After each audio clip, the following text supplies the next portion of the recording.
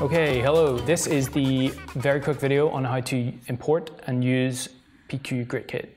So to get started, you're going to want to import it. Either you can go and drag in these clips separately if you know what you want, if you're familiar with it.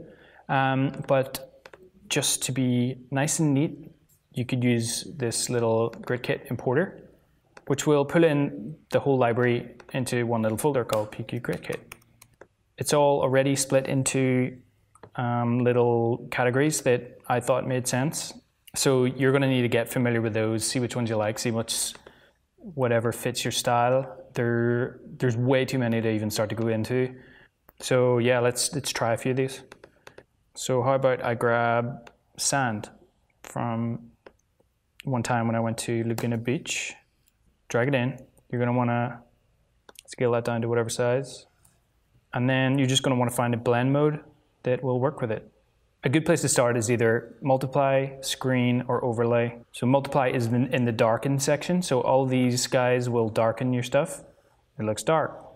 You could pick one from the lighten section. Any of these will lighten up your stuff. So screen, it's going to be brighter. Or somewhere in the middle, sort of a mix of dark and lights. Overlay is usually pretty good. Ta-da! Isn't that lovely? Let's try out this wood hardboard one. Scale it down. Actually, you can do Command-Alt-Shift-H and that'll just size it to, I think, comp height. Let's try overlay on that. And it's already, just immediately, it's really nice. And there you go, look at that, it's beautiful.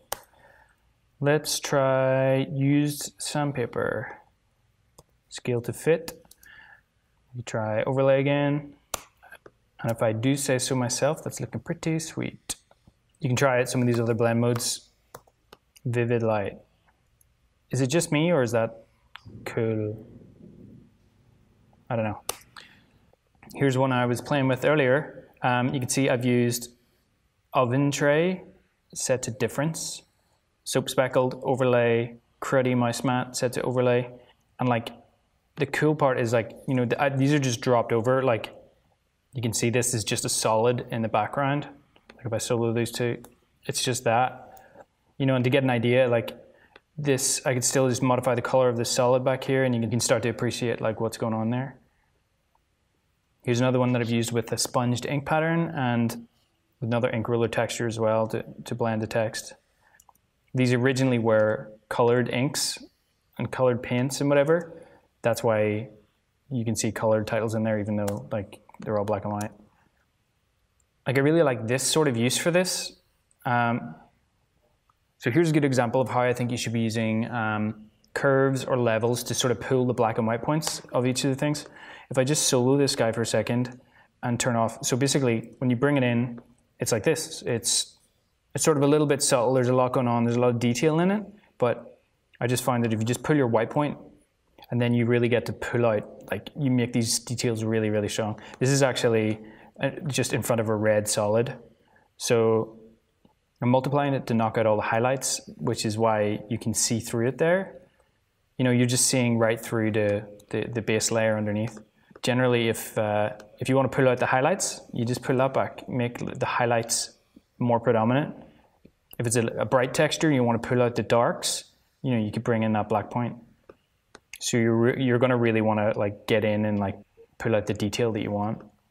I also just wanted to show like a nice use case for this, which is basically using the textures as luma mats to break up different images. In this case, I'm using text, which is basically, so I'm setting the bright parts of this crayon texture, which looks like this. So the bright parts are fully opaque and dark are transparent, and you know, you get all that graduation in between. So yeah, this is a really great way to just sort of bring texture and however subtle you want to do it to pretty much anything.